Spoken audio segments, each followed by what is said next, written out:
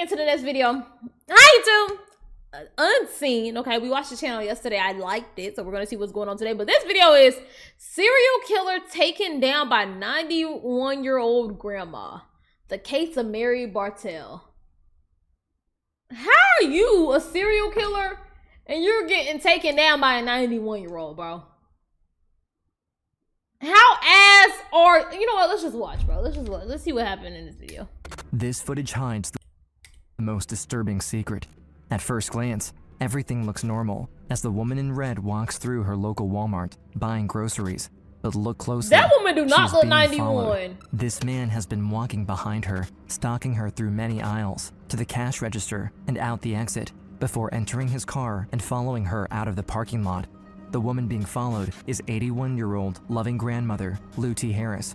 After you won't just lie about her age like we don't see her right here.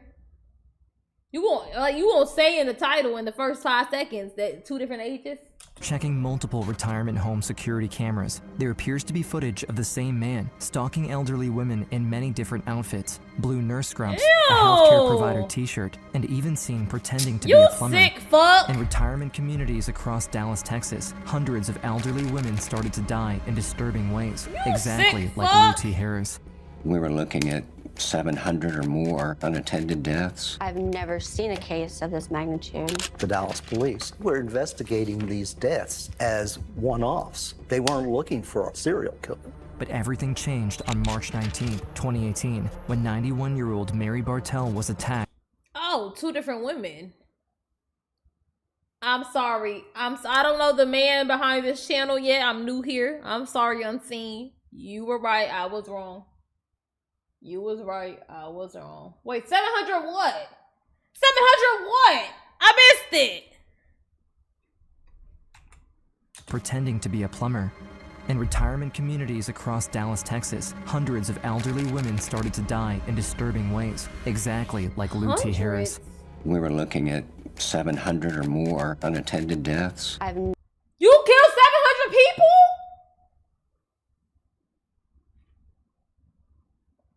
You killed 700 old ladies?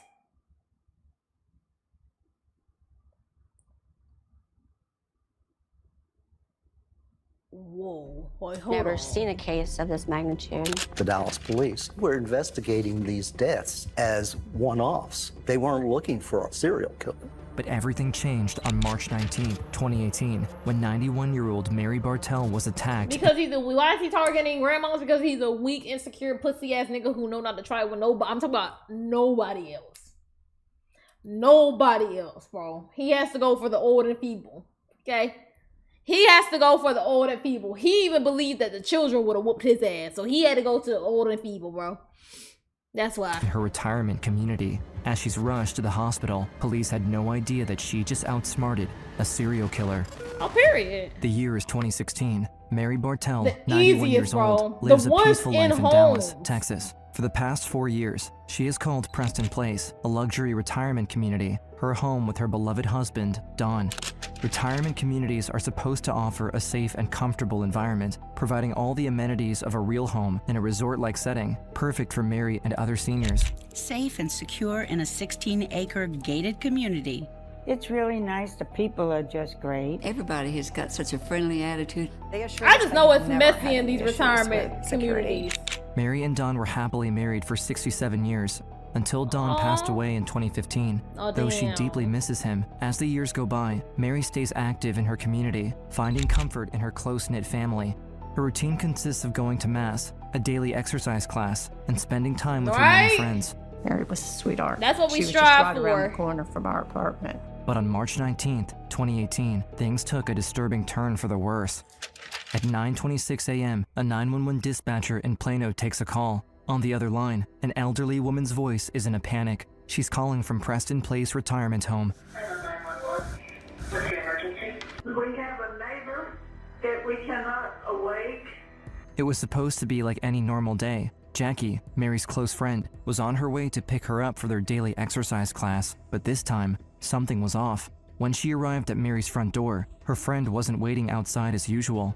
She noticed that the door was ajar, so she pushed it open and looked in, and she saw Mary Mary is lying completely motionless on her bed. Jackie rushes over to her in a panic, trying to wake her up, but she's unconscious. Quickly, Jackie calls 911 to get help for her beloved friend. Rest her place. Is she breathing? We can't wake her up. It's on the way, okay? As the EMTs arrive at her apartment, they check her pulse, hoping there might be a chance to save her. A police officer alerts Mary's son, John Bartel. John and the rest of the family are in a state of shock. Not only do they not know if she will survive, but they have no clue what could have happened or why. Despite being over 90 years old, Mary works. And you know what? Now that I think about it, he has the perfect how he get away with it for so long, bro. You go for people, they're 90, 80, 95. You know what I'm saying? They're so old. If there's something that happens to them, and they just, you know what I'm saying? Like one day they're no longer with us. Who's really questioning that so much if there's not like excessive, like, you know what I'm saying, like obvious harm to them? You know what I'm saying? You're 95. Everybody's kind of like, you lived a good life. You know what I'm saying? Like, you know what I'm saying? Like, that's not even trying to be funny, but it's like, that's how he does it. Like, when you get to a certain amount of age, you just like, everybody's just like trying to love on you, and we love you, and you know what I'm saying? We're preparing ourselves. That's why he do it. And that's probably how he gotten away with it so long. Because who's really thinking twice when a 95-year-old, passes away? That's just the cycle of life, right? Out regularly, this has isn't an regular. active social life, is quick-witted and independent, and on top of that, she doesn't have any worrisome medical history. Suddenly, and to the EMT's surprise, Mary regains consciousness. The woman lifts her hand towards the police officer on the scene and then points to her own finger, waiting for him to notice this crucial detail. Her wedding ring is gone. Her son, John, he told me she wears that wedding ring all the time. She sleeps in it, she bathes in it. It does not leave her hand. If that wedding ring's missing, there's a problem. But before we continue the story, we want to thank Aura for sponsoring. Don't be bad. Together, sweetheart. Okay. Mary and Don were the definition of So high he school read it to sweethearts Mary. to their children and Miss grandchildren. Mary do not play, okay? Their love was out of a movie, destined to be together forever. Mary held the memories of Don closer to her than ever since his passing a few years earlier. All the Bartels know that her ring not being on her finger is extremely unusual, and so they search through her entire apartment to try and find any hint of where it could be. Not only is it nowhere to be found, but in fact, every single piece of valuable jewelry is missing. Sergeant Brian France begins to realize he's heard of something like this before. It reminded me of the bulletin Officer Chapman had put out regarding thefts from deceased people. Hundreds of elderly women had passed away over the years, some under suspicious circumstances, some with their belongings missing, yet their deaths were never questioned until now. That's when I get that sinking feeling like, oh my gosh, this is serious. Mary Bartel is rushed to the hospital, clinging to life. real Her rider. survival is uncertain, and with it, the chance to uncover the truth. As investigators anxiously wait for news on Mary, they are forced to revisit other cases that bear an eerie resemblance to hers. That's when they stumble upon the case of Helen Lee. It's 6 months earlier, summer 2017, only 9 miles away from Mary. 82-year-old Helen Lee has made the He doing this retirement in the same community, city? Parkview, Frisco, her home for the past 5 years, and has enjoyed her new life surrounded by her friends, but most importantly, her granddaughter who visits all the time. My Grammy was the most loving, caring, compassionate person. Helen worked as a seamstress for over 45 years before retiring and deciding to live in the well-established and popular Texas retirement home. 90-year-old Marilyn Bixler is another resident at Frisco and also Helen's best friend. Both women love going to lunch, dinner, and make any excuse to spend time together. They even live in the same building, Marilyn on the first floor and Helen on the third. The stairwell was constantly unlocked, no video surveillance cameras whatsoever. It's now September 1st. Helen and Marilyn are enjoying their retirement years, but within the span of just a few weeks, both women were found dead in their apartments. Wow. Sunday, September 3rd. Both? Grammy never made it to church, so I decided to go check on her. I saw her laying in her bedroom, Kane at her side. I trusted law enforcement when they said that she probably died of a heart attack. At first glance, their deaths are deemed not suspicious. After all, it wasn't entirely unexpected to the authorities as they were both in their late 80s, But and a at the same retirement home time, is not an uncommon place for residents' last moments, and so they quickly rule the deaths as natural causes, opting not to perform autopsies. After all, who would want to hurt senior citizens? But something doesn't sit right with the families. Both women were found lying perfectly straight, as if carefully positioned. They also noticed bruises on their arms, and a pair of glasses were found twisted completely backward, but no one did anything. I asked the police, do you think someone hurt my mother? But then I was told no. She had died naturally, and someone just happened to come by and rob the jewelry off of her cold, dead body. Huh? The night No, Mom there's no way the died, police said that, bro. I realized her ring's gone. And I said, who stole Mom's ring? She never took her ring off.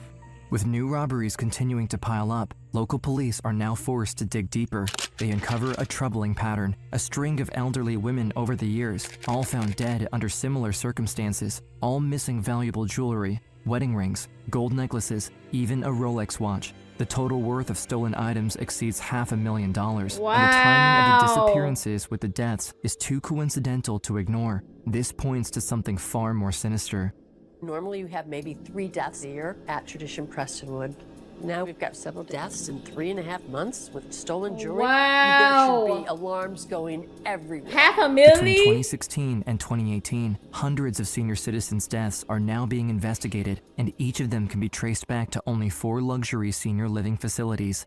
We were looking at somewhere probably around 700 or more unattended deaths. For years, the retirement home management seems to do nothing about it, but the families push for answers. They get in contact with the community relations director at Tradition Prestonwood, Edmundo Sanchez, asking what happened to the jewelry. But when pressed with questions, his whole demeanor seems to change, only offering short and indifferent responses. And he said, well, these old ladies hide stuff in their underwear drawer sometimes. He was very dismissive.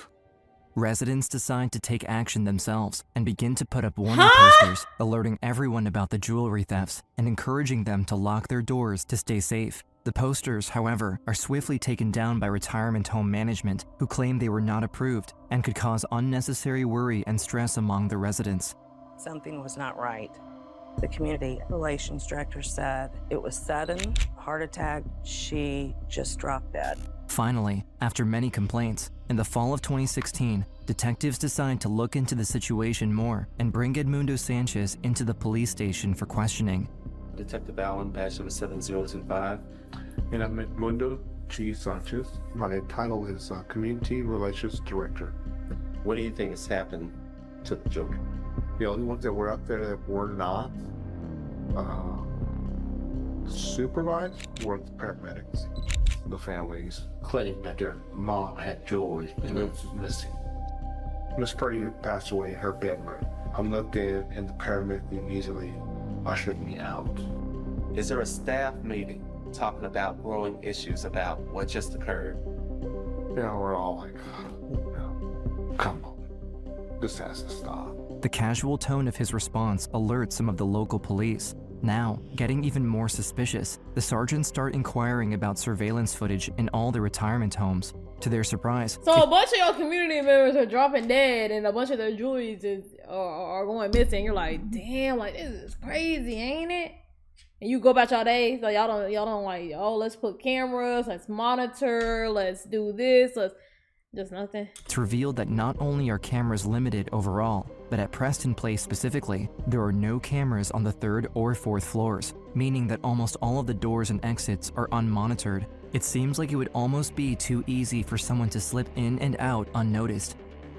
Right, like it's too like fishy. Something about this is not right.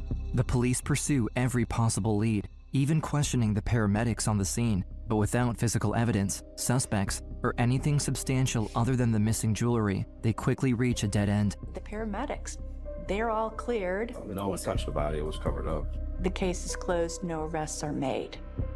But things took a turn on March 19th, 2018, when 91-year-old Mary Bartel was rushed to the hospital. Her case mirrors the others from the past 2 years, but this time, her survival could mean answers. Answers that could finally lead the police closer to the truth. I thought I would die. I'm not afraid to die, but I didn't die that way. March 19th, 2018. It's a typical Monday morning. I'm not even gonna lie, bro. Mary is a beast, bro. Mary is a fucking beast, bro. Not only did she just survive an attack and a murder, attempted murder, she's 91.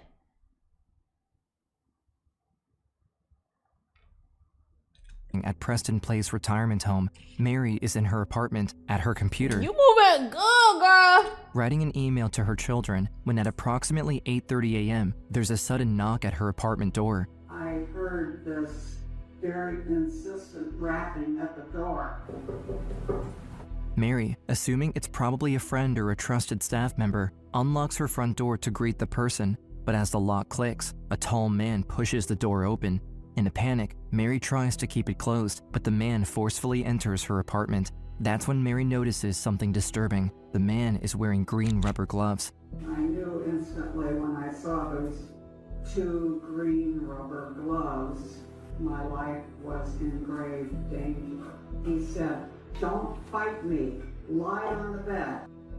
He grabbed a pillow off my bed and just forcibly pushed down very hard. I felt as though I could not breathe. The man towers over the frail 91-year-old Mary. She tries to fight back and push against him, but she's clearly outmatched. His strength and height overpower her in only seconds. Oh my God. In a last moment of desperation, she attempts to reach for her life alert on her neck, but her arm is pinned down. Mary passes out. Suddenly, the door creaks open. However, this time, it's actually one of Mary's friends coming to get her for their morning workout. The scene horrifies her. Her friend is motionless, unresponsive, and stuck in an unnatural position. Something is wrong with Mary. She rushes to call 911, hoping to save her in time. On the gurney, against all odds, Mary opens her eyes. In a struggling breath, she urgently gives police a full description of the man who did this to her. Detectives can now start a thorough investigation with Mary's precise description and canvass any possible witnesses, including all employees of the retirement home. They uncover multiple reports of a suspicious individual lurking on the premises with the exact same description that Mary gave. The suspect has been seen on numerous occasions visiting the 4th floor and has stated he was there to check for pipe leaks. 5'10", 180 pound, dressed in a clean suit, carrying a satchel. Around the same day and time as Mary's attack, a phone call was made to police after a stranger was seen loitering around his own car for hours in the retirement home parking lot. The concerned caller took note of the license plate. When police look up the car, they find out it's registered to someone with the name of Billy Chamirmir. Billy is a 46-year-old man. He perfectly matches Mary's description. He also works in the medical field, or so it seems. After looking at security footage, at first glance, he appears to be a nurse, a plumber, a maintenance worker, and everything in between. Now, detectives start to better understand his tactics. The man enters facilities thanks to random ashy, hair. Uniforms from his previous jobs and unmanned doors. Police decide to take an even closer look at him and discover more suspicious behaviors. In his criminal record, they see DUI charges, and the most alarming, Chamirmir has been arrested for trespassing a retirement home in 2016 when he pretended to be a maintenance worker to gain entry to elderly's properties. If this suspect is a killer, he is a man who has access to medicine, keys, vulnerable citizens, and could potentially have over 700 victims and is currently walking free. What police know is that he changes appearance, jobs, vehicles, and identities, making his way through 4 different retirement homes with ease without ever being caught by authorities. Tasked with the impossible job of catching someone who seemingly doesn't exist, all resources are focused on finding this man at all costs. There's a suspected serial killer on the loose. And you're extra bored, bro. Imagine working 6 jobs, bro, just because you a fucking serial killer. And you need victims, bro. So the only thing you can get is old fucking women, bro. You're extremely bored, bro. On March 20th, 2018, one day after Mary's attack, the suspicious vehicle from the previous day pulls into a nearby Walmart, only 5.7 miles away from Mary's apartment. Walmart has cameras all over the place, all over the store, able to watch his conduct for hours at a time. At 2:30 p.m., the security cameras capture Billy walking through the store. If you look closely, you'll notice that he's following one person specifically, an elderly woman dressed in red.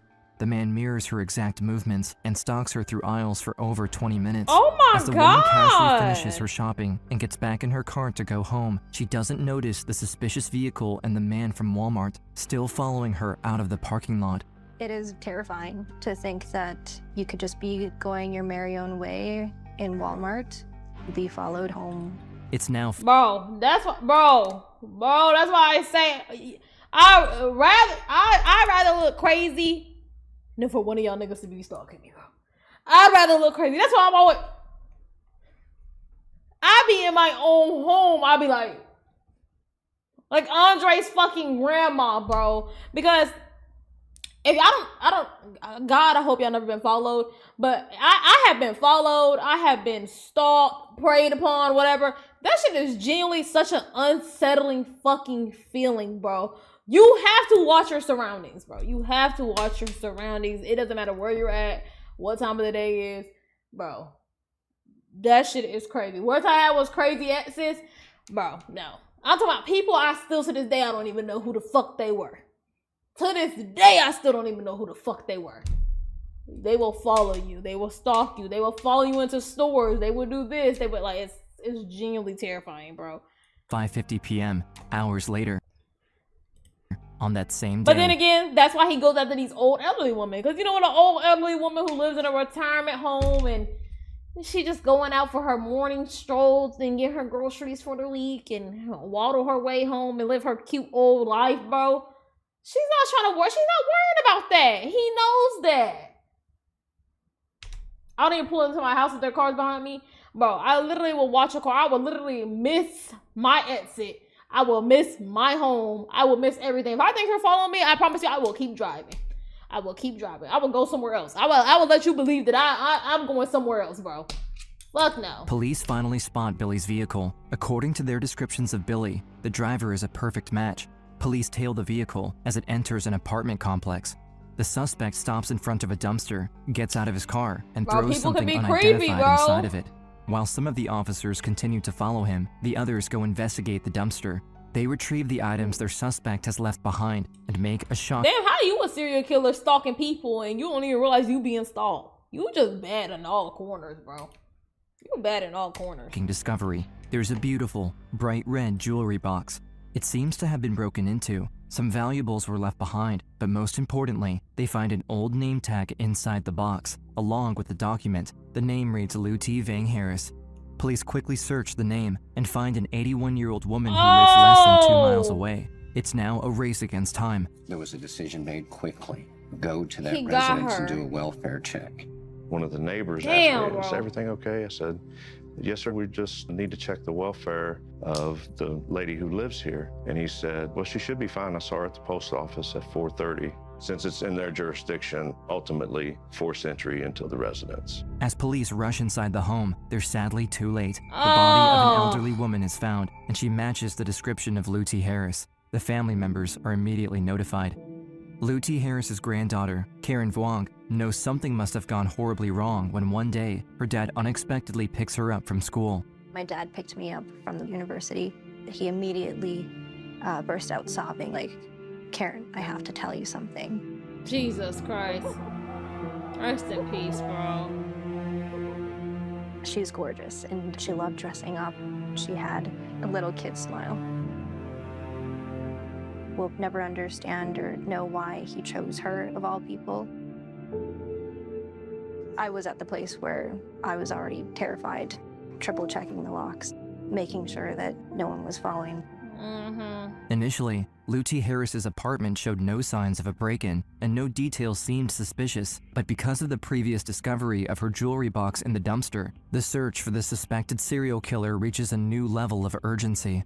The police, who are still following his trail, take action and finally arrest Billy Chimirmir outside his apartment complex in Dallas. All evidence points him to being the one who killed Lutie Harris, only 1 hour before his arrest.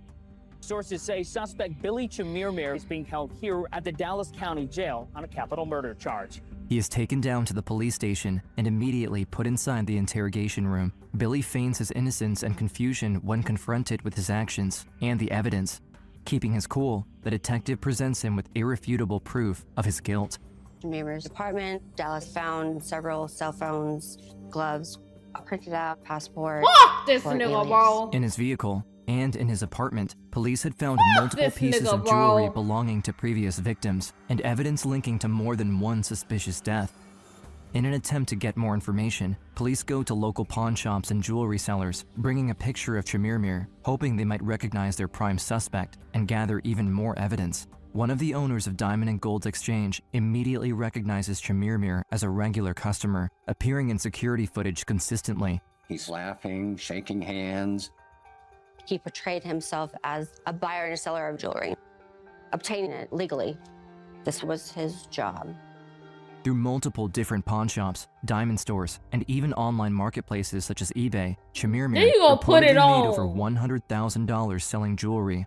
But this number is most likely much larger than the police can even fathom. It's April 2022. After the first trial for Lou T. Harris ended in a mistrial, the second attempt to bring Billy Chamirmir to justice finally begins. The trial now focuses on her murder only, despite Chamirmir's alleged involvement in at least 18 other murders.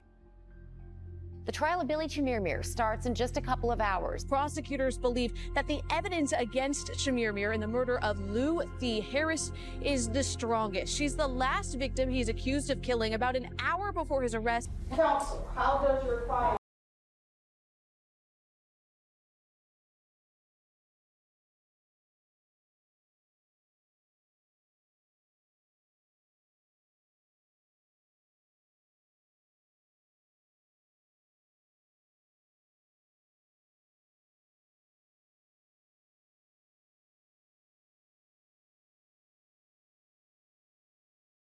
Mary Bartel's testimony is played to the court. Her words and her powerful description of what happened. But you know what I just thought about? They said he attacked her a day before he attacked the last victim, unfortunately. I truly believe there probably is up to like 700. He's hitting them one a day, bro. He you know, most like killers, they'll do something and then they'll lay low and whatever. He went immediately to the next victim, bro. 365. He might have took an off day for Thanksgiving and gave thanks for the money that he's received this year. And everybody believe in him. Oh, he's a hard worker. He works 6 jobs. Wow. Wow, bro. Paint a horrific picture of the evil that she faced. It was some of the strongest evidence we had. Miss Bartel told us exactly what he did, how he went about it. In the courtroom, victims' families hang on Mary's every word, knowing now what their own parents and grandparents must have endured. Mary's children are incredibly proud of their mother's bravery. April 28, 2022. It takes the jury only 45 minutes of deliberation to convict Chamirmir of capital murder. Good, bro. At this time, having a jury of 12 that had found him guilty of the offense of capital murder, he will suffer a sentence of life without the possibility of parole. Hey! Lou Harris's family is relieved. Their mom and grandmother are gone, Rocks. but justice has been served. Now it would get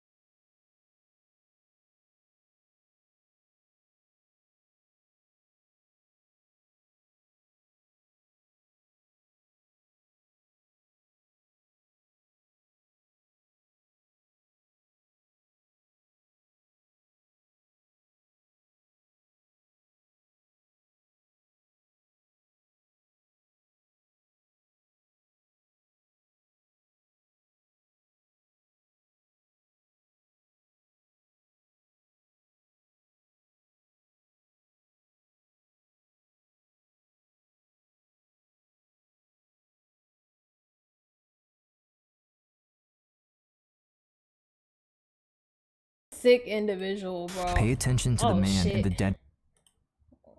What? What a sick individual, bro. Like, it just really goes to show. And then even like the granddaughter, you see how the granddaughter said, like, not only has it affected her life because, you know, her grandmother was murdered. Now she herself, she's checking locks. She's checking it 15 times. She's always looking over her shoulder. She's become paranoid. This man has traumatized these victims and their families irreversibly, bro. Irreversibly, bro. Like, that is so ridiculous, bro. Fuck you, bro. Rob, bro. W video. They should have gave Billy the electric chair. If it was in their state, they might have. I don't. It was Texas. Texas got that. I don't know. I'm not keen. W video. And shout out to G Thing Mary. G Thing Mary held her down, bro. Rest in peace, bro.